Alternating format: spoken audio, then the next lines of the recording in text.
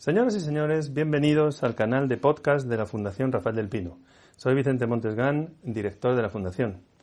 Hoy iniciamos una serie de nuestros encuentros en el espacio público titulada Instituciones del Estado Democrático de Derecho, que dirige el profesor Andrés Betancor y cuyo objetivo es contribuir a través del diálogo al fortalecimiento de nuestro Estado de Derecho. Y tenemos el privilegio de comenzar con una primera sesión protagonizada por el profesor Benito Arruñada. Bienvenido, profesor. Bien hallado. Un placer estar con vosotros hoy. El profesor Arruñada es catedrático de Economía de la Universidad Pompeu Fabra, reconocido como uno de los mayores expertos en el análisis de las instituciones desde el punto de vista económico, porque vamos a analizar en esta serie las distintas perspectivas del problema. El profesor Arruñada nos hablará hoy sobre la seguridad jurídica, en concreto sobre la demanda económica de seguridad jurídica. Profesor, antes de entrar en los asuntos relacionados con la seguridad jurídica, nos gustaría conocer cuáles son, desde su punto de vista, las tareas esenciales que desempeñan las instituciones en el plano económico.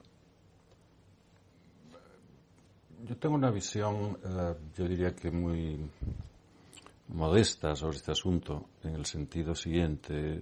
No creo que las instituciones deban ni puedan configurar la realidad, pero lo que sí pueden hacer las instituciones es encauzarla, y en concreto encauzar la actividad de las personas, las interacciones de las personas y en concreto de los agentes económicos, de las empresas, de los consumidores, etcétera, encauzarlas productivamente.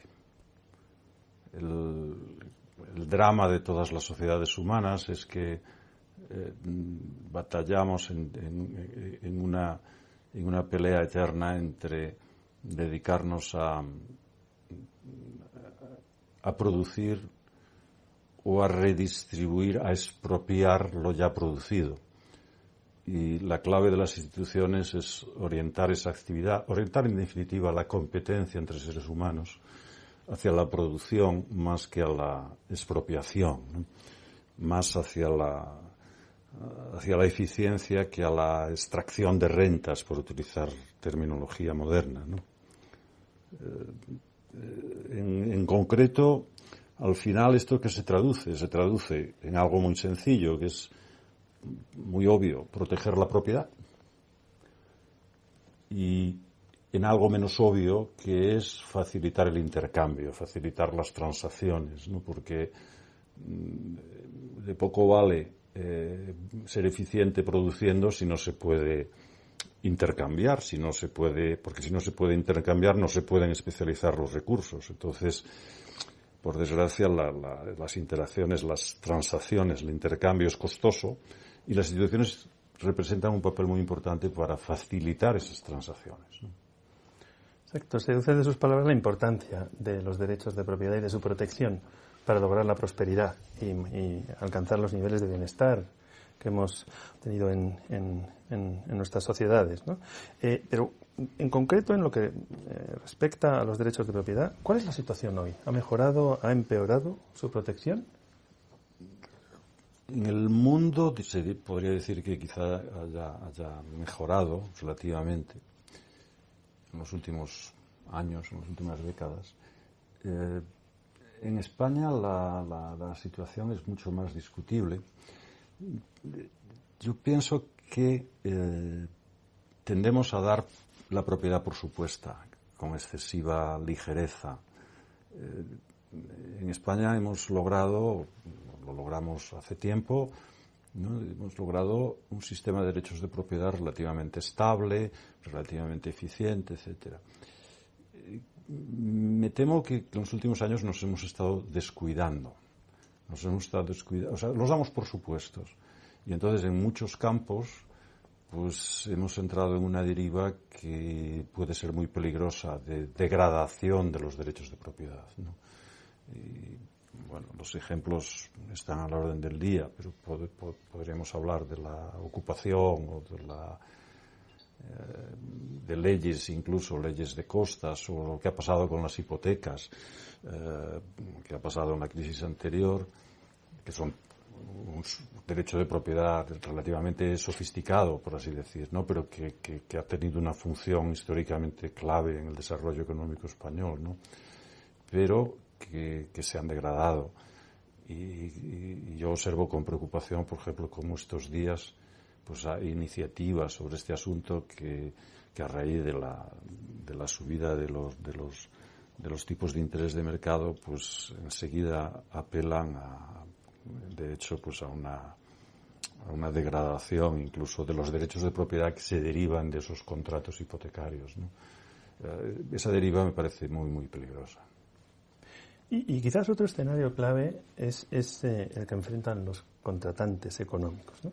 ¿Cuál sería su visión desde el campo de la ley y la justicia, ¿no? En lo que respecta a la contratación, en clave de fortalecimiento de nuestro Estado de Derecho y mejora de las condiciones en los mercados? Bueno, dicho muy simplemente, las instituciones, el Estado en concreto, ¿no? Pues representa un papel fundamental, como decía, para facilitar el intercambio, para facilitar las transacciones.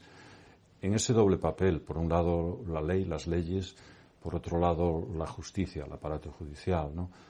Las leyes, a su vez, tienen dos papeles esenciales. Uno,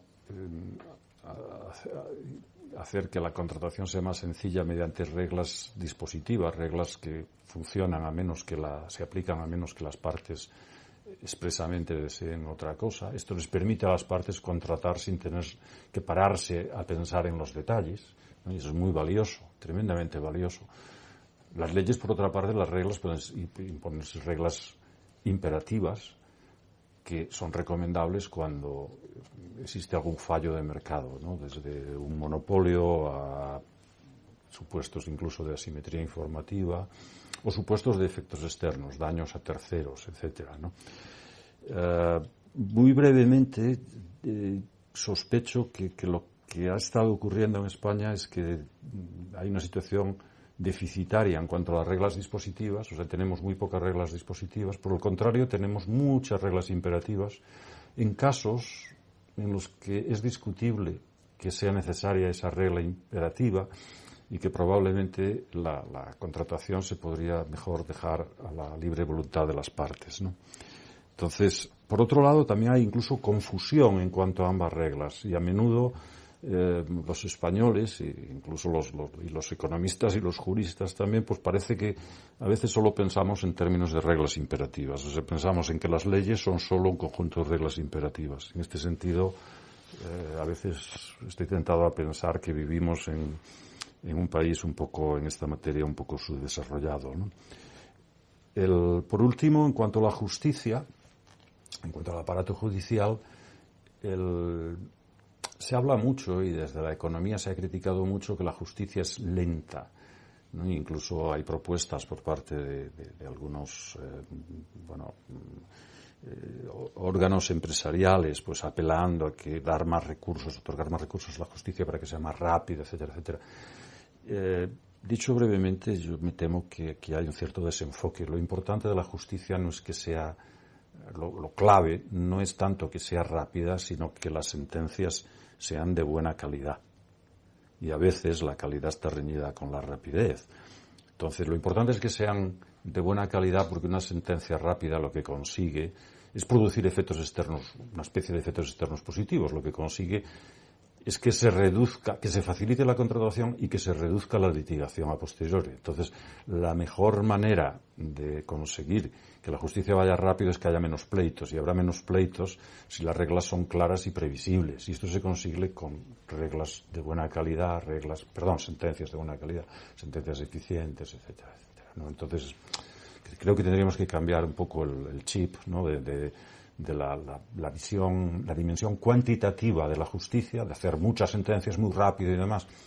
Creo que no sirve de nada. Es un poco lo importante es que los jueces trabajen casos con consecuencias sociales importantes, porque hay mucha gente mirando lo que se decide, que la decisión sea buena y sea importante, más que todo tipo de litigación masiva se decida rápido, ¿no?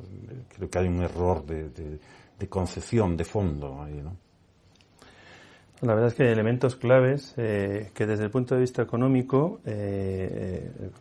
nos permiten acercarnos a esa idea de fortalecer nuestro Estado de Derecho a partir de esa demanda económica de seguridad jurídica que ejercen los actores del mercado.